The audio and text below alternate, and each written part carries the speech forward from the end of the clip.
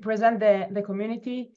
So it's a large community of researchers that most of them are familiar to SciSpace because your tool was mentioned many times in the groups. So I guess there are people that are using this tool, and you can maybe even ask questions on what we want to add or what we wish to see in the development of the tool. And we thank you again a lot, and we thank the members that came. So I'm eager to see what question they would be up. So thank you so much, Yael. Let's start by embarrassing you a bit. So Saikiran Chanda, he's the CEO and founder of SciSpace, formerly Typestat, which is integrated research platform for discovering, writing, publishing, and disseminating research papers, specifically in the realm of literature review. He has received recognition as the Times of India 40 Under 40 awardee and has been honored with the Indian Achievement Awards, which is a very prestigious Indian national award. His work has been featured in Forbes, in Fortune, and NASDAQ. And thank you so much for being here today and talking about SciSpace. We'd love to hear you. Please let me know if I can do anything to answer. The floor is yours. Thanks a lot, Aurel, for that kind introduction. And let me proceed by sharing the screen so that we all have some context. And pretty grateful that a couple of the members here already use SciSpace. I would be very interested to seek feedback, any areas that you want us to improve. Happy to note it down and bring it to the product team. Great.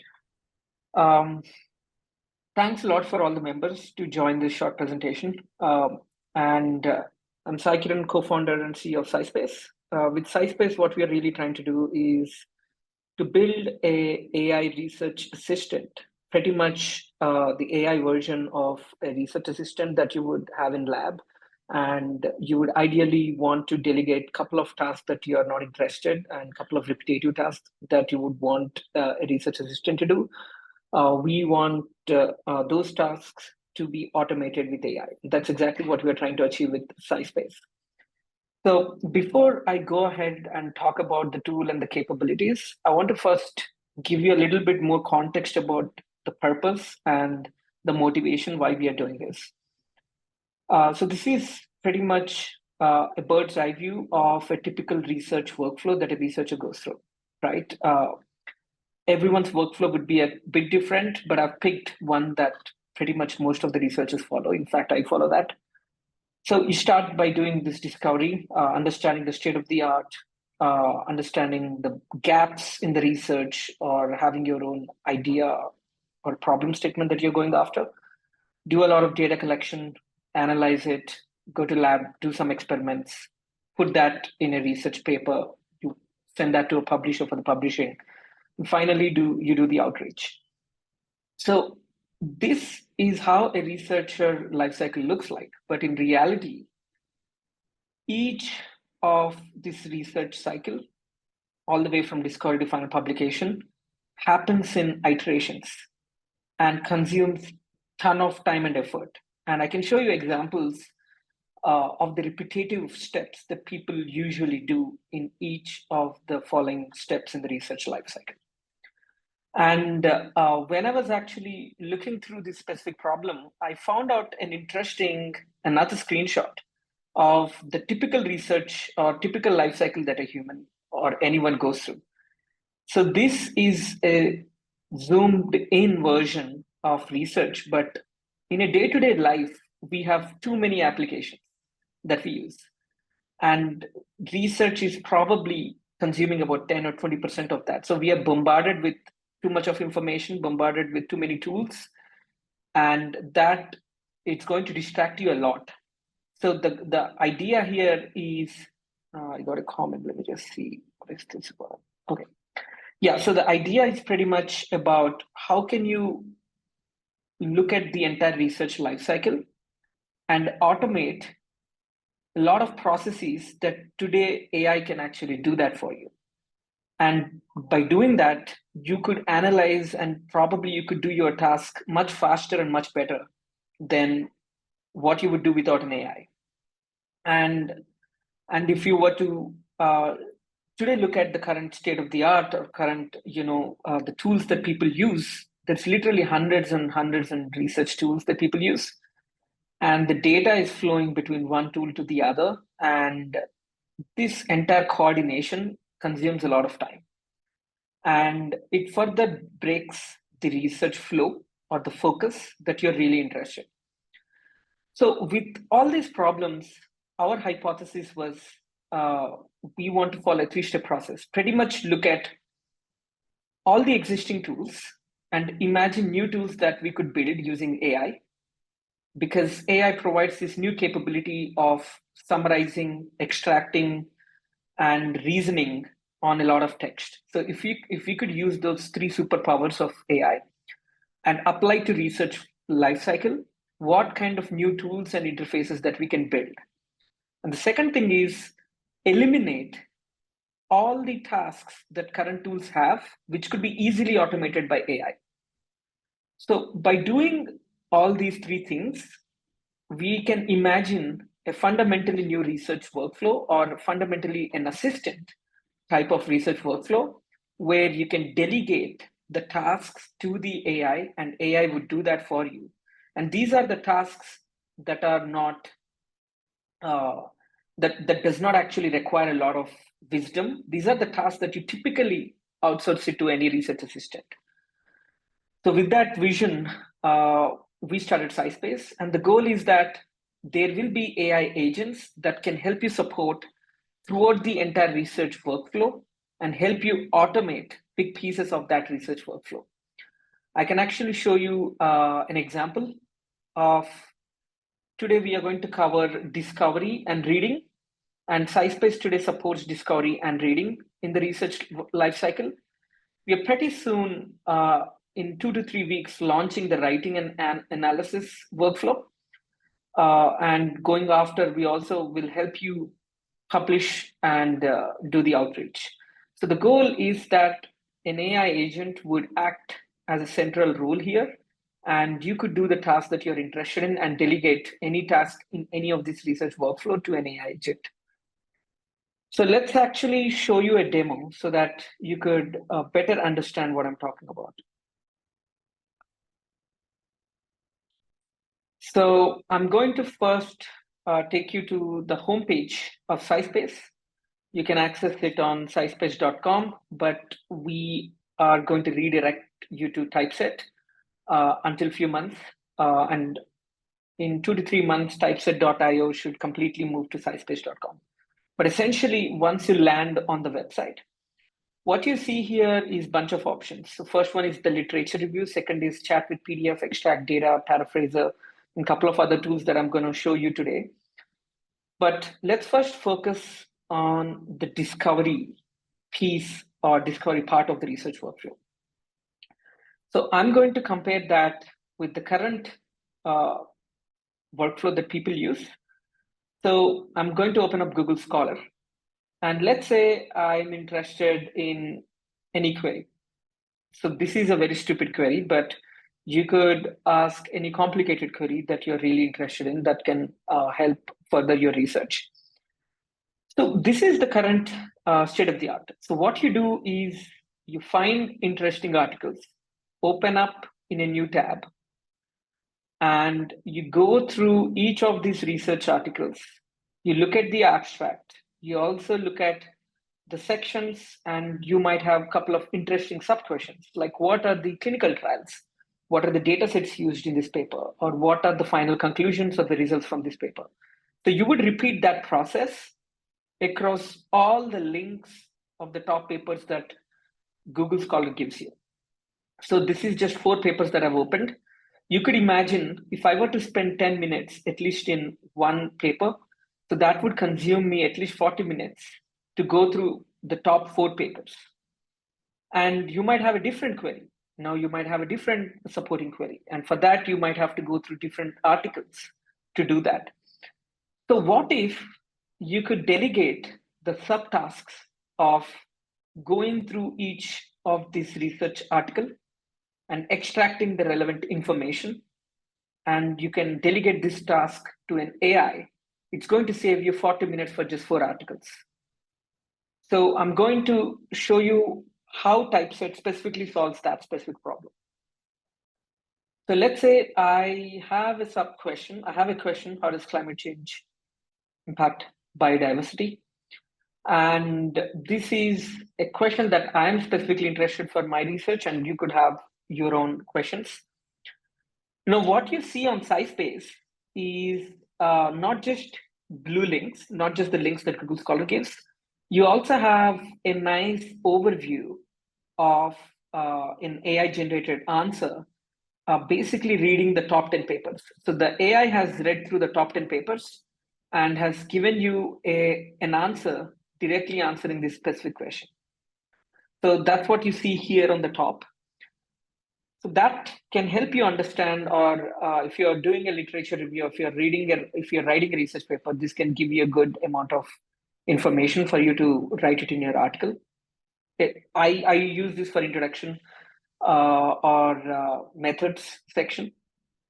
So once I scroll down, what you have here is bunch of research articles, but all the research articles are represented as a table. So you don't see just the articles, you also see columns across these research papers. So the exercise that I just showed you on Google Scholar, you would typically open up each research article and extract results or limitations or methods manually by reading through articles. Now the AI has went and read through these research papers and extracted results and limitations directly from that. So this exercise, which used to take me 40 minutes, at least 10 minutes for one article, now has been completely delegated to AI, and you got a table within just a few minutes. So what's interesting is you could see the table has many different columns: data sets, findings, objectives, conclusions. What's interesting is now you can create your own column. So let's say I'm interested in what are the challenges and what are the applications discussed in the paper and what are the contributions. So when I just hit that button, in that few microseconds, an AI agent is going, reading through the article and extracting that specific information for you.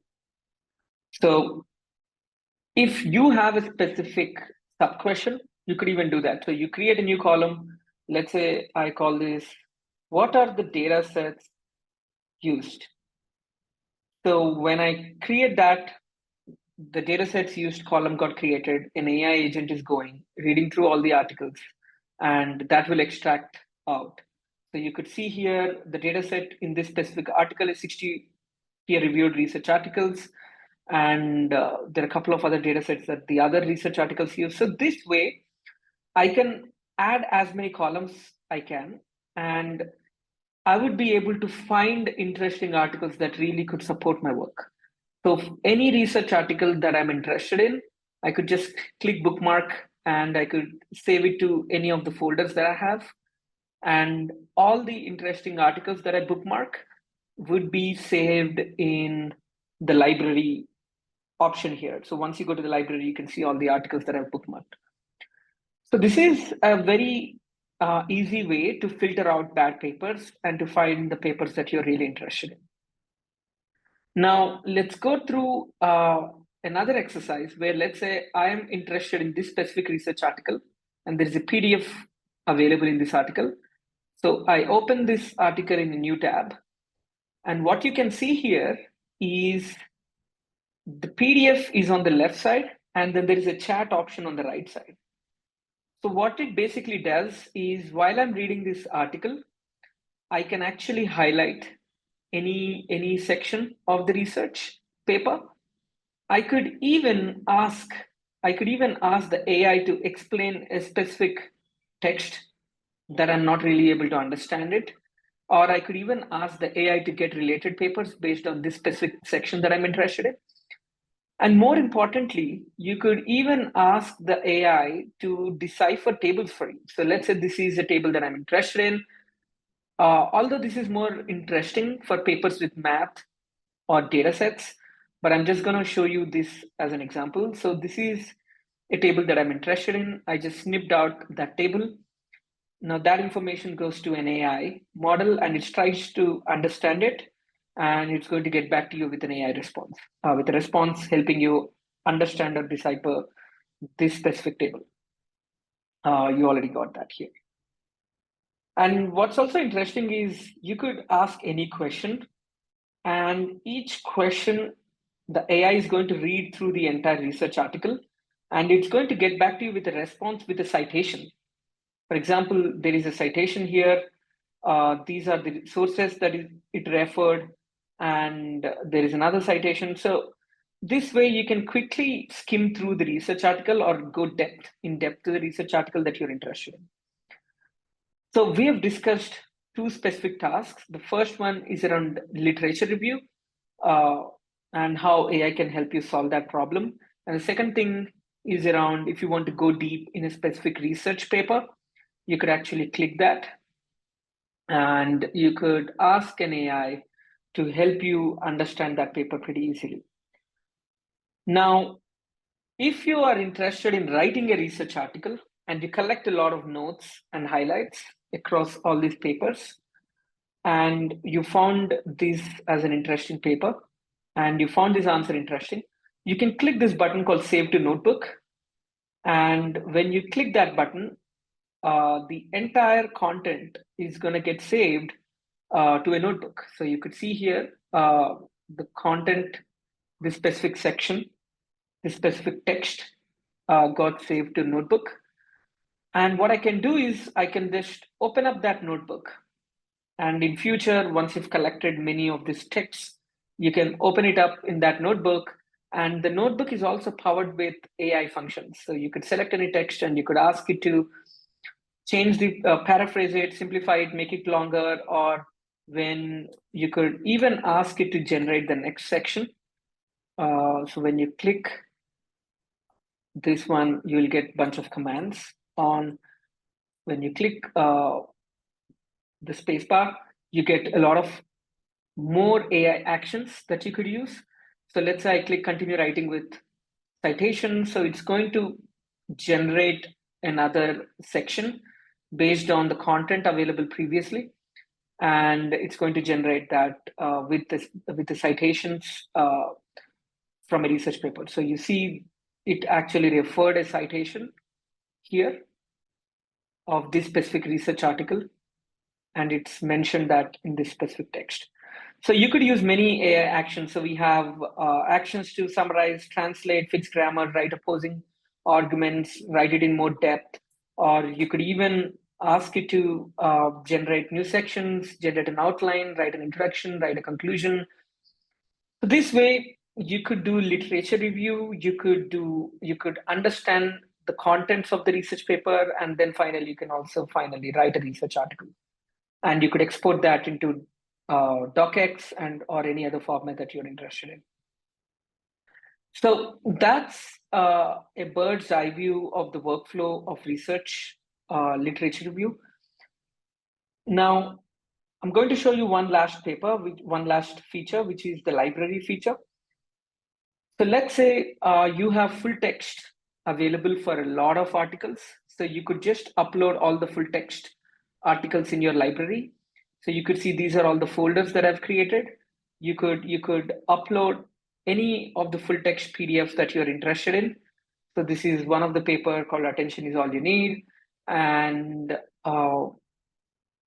it's uploaded in this specific paper, in this specific folder. So what happens now is you could still create these columns, but the difference is that now the columns that got generated here, these columns are now generated by reading the full text of the research article. So previously, when I showed you the literature review workflow, which is right here, all the columns here are generated using the abstract and the metadata and wherever there is an open access article, it also reads through the full text of that open access article. But a lot of you might have articles that you're interested in that is not open access. So what you could do is you could go to the library and you could download those articles and upload those articles in your folder. And then you can start creating these columns. And all the columns now are generated using the full text. So the model is reading the entire full text of the paper and it has generated it. So you could see it generated the results and it also provided you citation. So it tells you when you hover on this citation and when you click this button, locate in PDF, it's going to take you to that specific section in the research article. So it took me to this specific section in the research article, and it's going to extract and it's going to show you that in the results section, as you could see here. So that's pretty much about SciSpace. Now I'm going to open up for any questions that you have. Thank you. Hi. My name is Mayan. I'd like to start. I'm a big fan of SciSpace. I have a subscription, and everybody I know, I tell them they have to use it. I already I asked Yael if she wanted me to tell the members of the community how to use it. I think first, you didn't show all the options. There's a lot more options in this tool, okay? But the most important thing that I wish you would change is when I upload an article or when I use it in the library, I need, when I take something from the columns to the notes, to the notebook, I need to see the name of the writers of the article. Okay, I only have the link, and it's very, very not comfortable because every time I have the link, I have to remember where I took it from. But usually what I do, because it's not comfortable, I uploaded all of my articles and I save them by the name of the writers. And then I have the name of them. And then when I export it to Excel, I have the names, so Correct. that I can do the citation much more easily. This way, you can even now when you show the screen, it wasn't clear. What paper is it? And I can't remember. Correct. Especially when I work on a lot of the papers. So thanks a lot for that feedback. Actually, if you wait for a week or two, all the notes that you take in notes will be back with citations, and you can also change the citation style, like APA, MLA, or anything. So any text that gets generated in the notebook, at the bottom, there will be a section called references added, and all the text will be cited. So that way you would clearly know the snippet of text from where it is coming, and who is the author or what's the citation style that you're interested in citing. Right. So you got to wait for at least 10 days for this feature to go live. In fact, it's currently in beta, and we will be opening it up for a lot many users pretty soon. And thanks a lot for that feedback. You're welcome. Thanks, Mayan. Our next question is from Ronnie, and I'm reading the question on his behalf. I think it's a he. Maybe it's a she. It could be both. Sorry about that if I'm wrong. But they ask, how does the system choose the papers? How do I know that these are the most comprehensive, peer-reviewed, highly ranked? Yep. So that's an interesting problem to solve. And why I say that, because if you typically look at Google Scholar pretty much focuses on keyword and citations. So the top cited papers come up in Google Scholar pretty much. So it's pretty much biased on that. In contrast, at SciSpace, what we do is we focus on relevancy. So if you type a query, we first focus on whatever the research article that's available in the database that is closely related or that could actually solve that question. Now, that could be a paper which could be published in a bad journal, or that could be a paper which would not have any citations. But what you could do is there is a filter option right on the top in the search results. So I can actually show you that.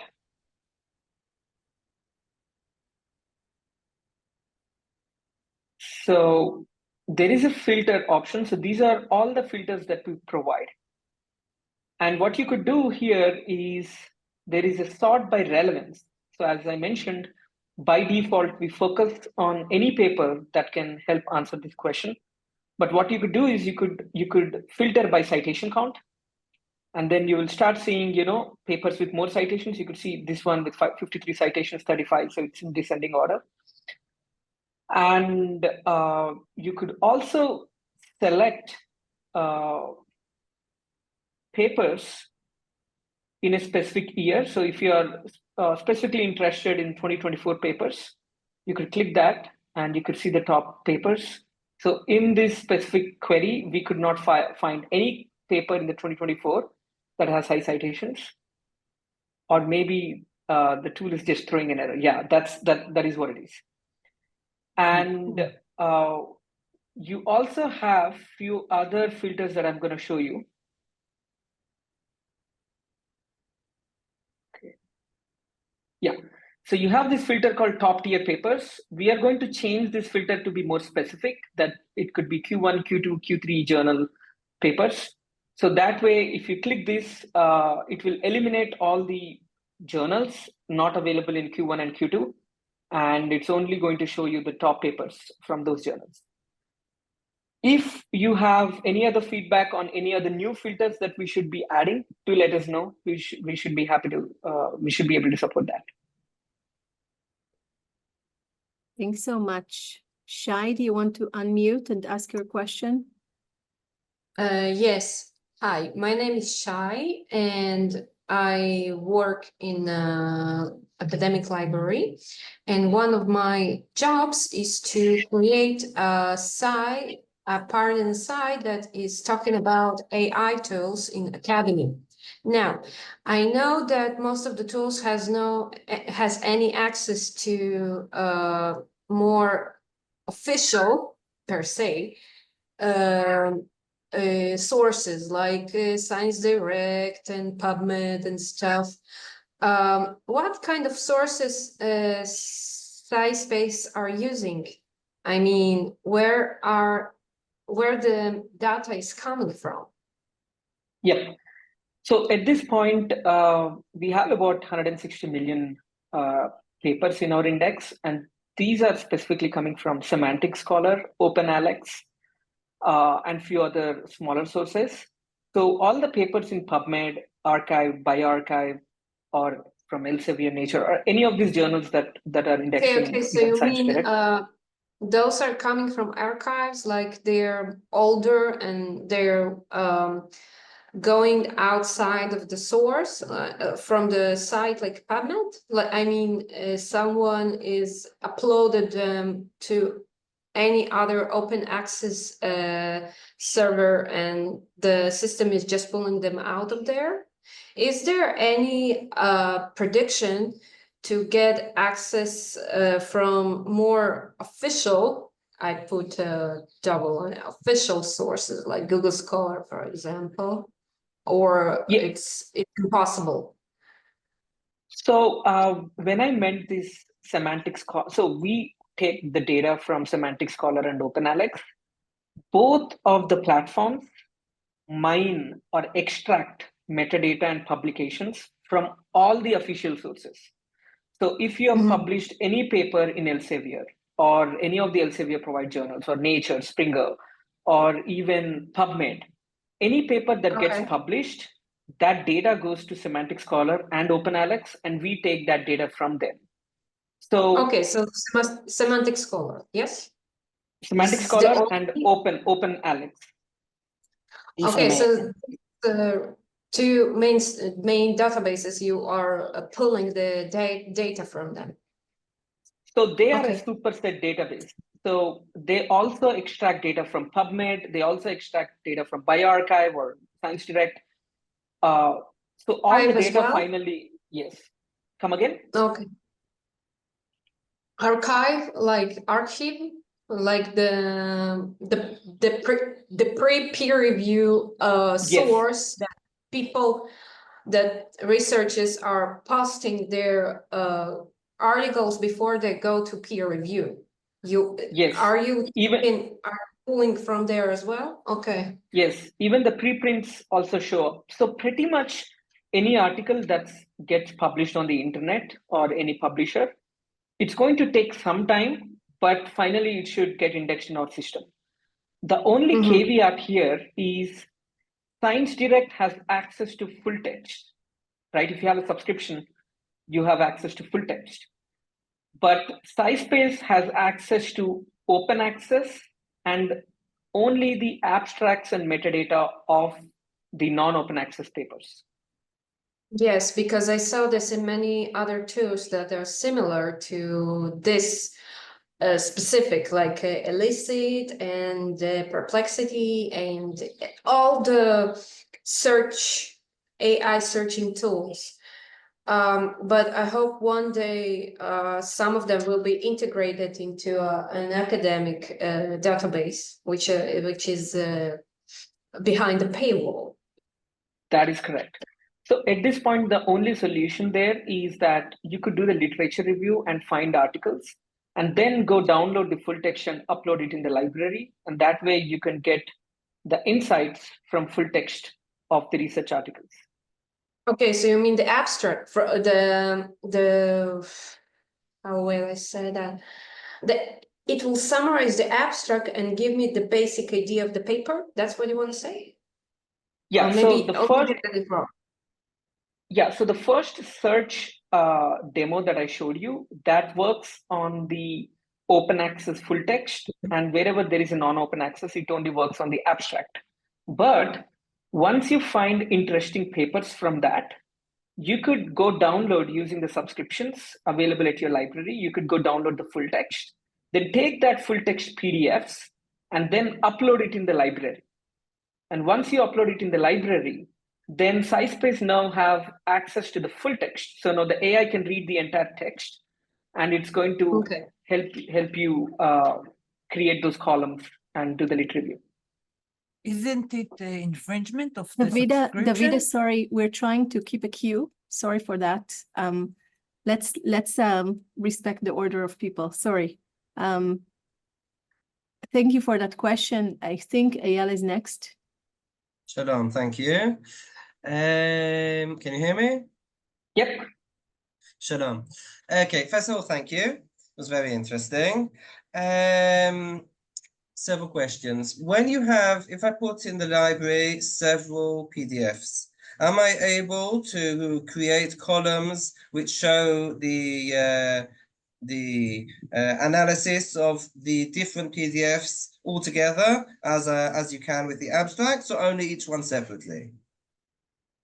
So you could create the different columns in the library as well, and you could do that. So now the columns get populated from the full text. So that's the reason why in the columns you have a citation to that specific snippet of text from the full text that it's pulling from. Okay. So you can see the different PDF columns together. Correct. Okay. Now, a major problem which I come across with many AI tools is when I find a PDF and I upload it. So sometimes they are scanned files. Is SciSpace currently able to work with scanned PDFs? Because that's a major part of the workflow. If I have to take each one and individually OCR it before AI can work with it, so that's a major time waster. I agree, and that's a good feedback. In fact, it's in the roadmap. We haven't yet launched it, but at this point on the site, it does not do the OCR of the scan files. It's just that when we looked at the data, there was 10% of the PDFs that was OCR'd. So that's the reason it always got, not prioritized. But I'm going to, send this to the product team. Okay.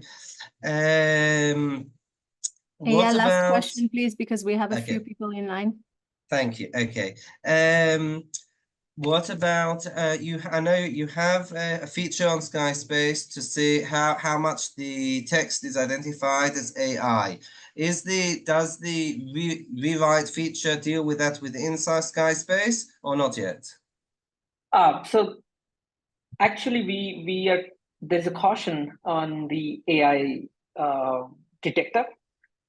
So that's a hard problem. So today, if anyone on the internet claims that it's 100% detecting AI, that's wrong. Like it's a problem that I think technology is still trying to figure out how to detect an AI generated content.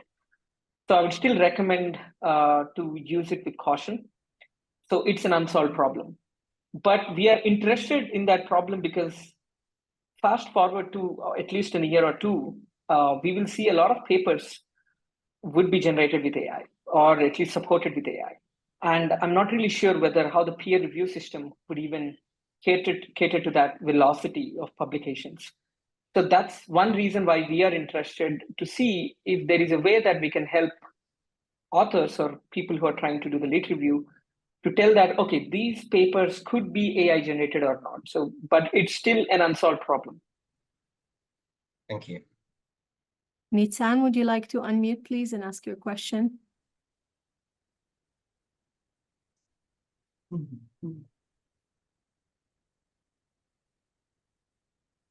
Is Nitzan here? Nitzan is not not coming up, so I'll just read a question for him. What are the differences between this tool and Elicit? It looks like very similar. Yep. So we both launched the products at a pretty similar time, about 1.5 years ago. So the primary difference between Elicit and SciSpace is Elicit specifically focuses on literature review. And what we are trying to do is we are doing a broader understanding or solving a broader need in the entire research workflow, not just literature review. So if you look at the notes feature that I have shown you, where you can actually put notes and also generate or write a full-blown manuscript, that feature Elicit does not even support, or they don't have any tool to do that. So the idea for SciSpace is we are going to automate more pieces, more parts of the research workflow in entirety, not just limiting ourselves to the literature review. So the goal is that you just have one subscription to do all the tasks in the research versus you have to pay multiple subscriptions for different pieces in the research workflow, as I showed in the presentation. Thank you for that, Sekir. And I would like to add first that the whole world is going to all-in-one places. We are not going to talk about tools anymore. We're going to talk about workflows. And you can see that with Copilot, with Google Workspace. So the idea of one tool, and I don't have anything against Elicit or other tools or PDF or explain paper, all of that, is that they are very specific. And what you're presenting here is something that is much more united, much more including in a way. And thank you for that. This is something that will be beneficial not just for academics, but also for the world of tools as we know it. Thank you I for agree. that. The next speaker, please. Pesach, would you like to unmute and ask? Sure. Can you hear me? Okay. Yes. Yep. Okay. So hi. So my question is basically, I think the ideal is that we get to a space where you can search the whole of academic literature. Because I mean, there's obviously that's but how do you think we get there? Also. Yeah. So this is an active problem statement that we are working on. In fact, we want to solve this problem. The problem, like if I were to understand your query, so you mean that if I type a question or if I file a query, you want the AI to not just look at like SciSpace database, but also go through Google Scholar search results, also go through the PubMed search results and collate all the results at one place. Is that what you're trying to imagine? More. That's all full text, all books,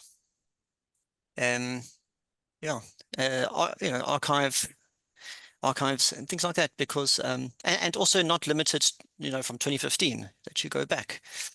So that's because I mean not everything's necessarily in the abstract, and also it might be suited more to, let's say, sciences, STEM, but I don't know if humanities would be more, they need more text, I think.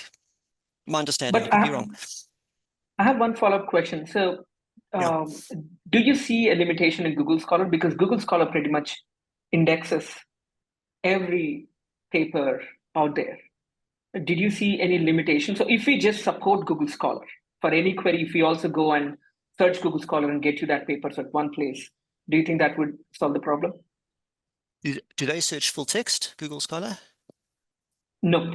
And I don't think even we would be able to, because that's still under copyrights, right? We can only do that for open access. Okay, so then that is that's part of the issue. Then I heard there's a second issue is that the older things might have interoperability problems. So have you also come across that? So what exactly do you mean by that? That Can you give an example? To read the documents are in different. And I'm not too IT at fay with IT, but the thing I'm understanding is that to read the documents, they might be in different formats or different, the older papers. Okay, but I heard there was also something to do with that. Okay, all right. So it's, I mean, there can't be like special agreements for the publisher that you even though it's sort of subscribed, but you're allowed to search full text. There's a question following up on subscription, so let's wait with that if that's okay. Okay. Thank you so much, all right, Lisa. Thanks. Thank you. Nirit is asking about the citation option. So can the citation count mentioned in the paper data be clickable so that it shows the actual source cited rather than open it right now when you click on it, it opens in a different window, but you can't like see an excerpt or like something floats with the details. Okay, that's a good feedback. So the idea is to directly hover or click that specific citation and you can see all the citations in one go. So as you can see, we are all beta testers here. And what we want to say is for our goals, we need to distinguish between scraping, technical wise, between scraping and metadata. Okay, the idea of SciSpace and any other tool like Google Scholar and all of that is not to infringe or take any sources and show them as is, but to take their metadata. And this is something that is a very, very tough pill to swallow. And I think that all platforms are working on that, but it's still in the hands of academia, in the hands of capitalism, unfortunately. But just to be clear about that, about the difference between scraping the metadata, which you'll see in Google Scholar, in Semantic Web, in SciSpace, in others, and the data itself, which is much harder to map in a way. Well, El, just in relation to what you're saying, Davida, would you like to ask your question because it's completely related? Yeah, I was asking when she can talk about taking, for example, from my library a PDF and uploading it to SciSpace. Is it permitted? Yeah. I mean, because I took it by right since I'm studying at the university or teaching at the university, and I'm using it for myself. But once I upload it to SciSpace, is it exposed to everybody else? Can they use it? Do I do any infringement in this kind of act? Yeah. So my library, the way you can think about it, it has any reference library. So if you use Zotero, if you use Mendeley, any reference library that you use, it's your private space. And whenever you upload anything on SciSpace, we kind of create an instance for you. So it's pretty much end-to-end protected for you. And the only difference between the traditional reference libraries and SciSpace is that in traditional, you would have to read through the entire paper. Now, an AI is actually reading through that and extracting that. So that's the only subtle difference, but pretty much it's private. So there is no copyright infringement because it's just with you until and unless you share it. Thank you so much. Next one is Elior. Would you like to unmute, please? Yeah, sure. So first of all, thank you for this meeting. And I want to ask and share my personal experience. So in my experience, there is an issue of trust in those platforms. And I wonder what you do as the CEO, or I don't know, to ensure and to increase the trust of users for this platform, because I think every researcher that is respecting himself will always check the results of what SciSpace doing or what Alice is doing, I don't know. And like how you ensure the search you did, its validity or its finding the related papers, etc. Got it. So when we started about 1.5 years ago, the accuracies, so essentially we have an evaluation benchmark. So we have all the papers, we sent it to real researchers to annotate it, what are the real truth, to find the ground truth. And then whenever we use any update in our model, whenever we make any advancement in technology, we run through that entire evaluation set on that, and then we see how accurate these models are. So today also we cannot claim it's 100% accurate. But what I can tell you is 1.5 years ago when we started, we've come a long way. We were at 70% or 72% evaluation benchmarks on our internal golden data sets. Right now, we are already at 92%. So it takes a lot of things to come in place. So LLMs still today hallucinate, although we don't want it to. But it's also a function of the cost. So the search query that I ran on SciSpace, you got the results instantaneously. But you could also increase the accuracy further by running it on more compute. So it's going to take more time, but it's going to give you more accurate data. So we are also trying to figure out what kind of interface should we give to authors or researchers where they could have a slider, right? You need more accuracy, so you have to wait. Essentially, the model will do more compute and more reasoning steps. And the other fundamental principle is that any output that the model gives should be backed by a citation and should be verifiable. So these are the things that we are trying to do, but still we cannot claim that it's 100% accurate. It's just the nature of these models that they are probabilistic in nature. But what we can do is we can avoid a lot of these hallucinations by a lot of techniques that we are trying to employ over time. And can you maybe Thank you. communicate? Sorry, a small question. Maybe can you communicate the accuracy of the search for the one that prompting, right? Or it's not. So, yeah. At that instance, when you fire the query, we cannot communicate. We won't be able to do that, because if you were to evaluate again, that's going to take more compute and more time to just get back to the accuracy data. But what we can do and what we are trying to do is publish a report on the efficacy and the evaluation benchmarks that we are tested on and what we are seeing. And we've already, I think, a couple of researchers, if I'm not wrong, came across two to three papers. They've already benchmarked SciSpace with real research assistants. And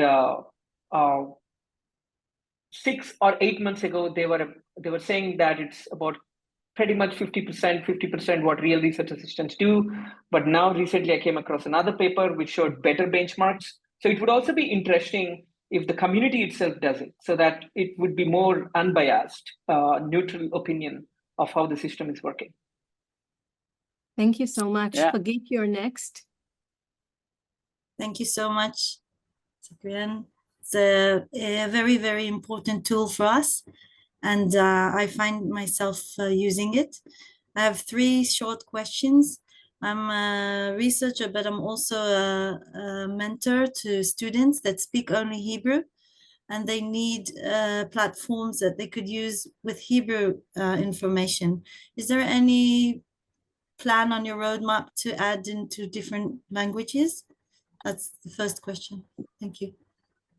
So SciSpace by default comes with a translation. So when you're on the interface here, if you want to change it to any language, so let's say we go to Hebrew, So what it does is it translates automatically the text which was in English to Hebrew. Is this the specific question that you are asking? Or are you saying that we also need to support search on Hebrew manuscripts? Correct. Yes. Oh, Second one, the latter. She wants to be able to fully have text in Hebrew indexed and searched, and to have the results not just translated. so I had one question there. So we got similar feedback for a bunch of universities in Spain. Turns out Spain has a body called SciILO, SCIELO.org. So they have created an amazing repository with all the European countries' local language manuscripts.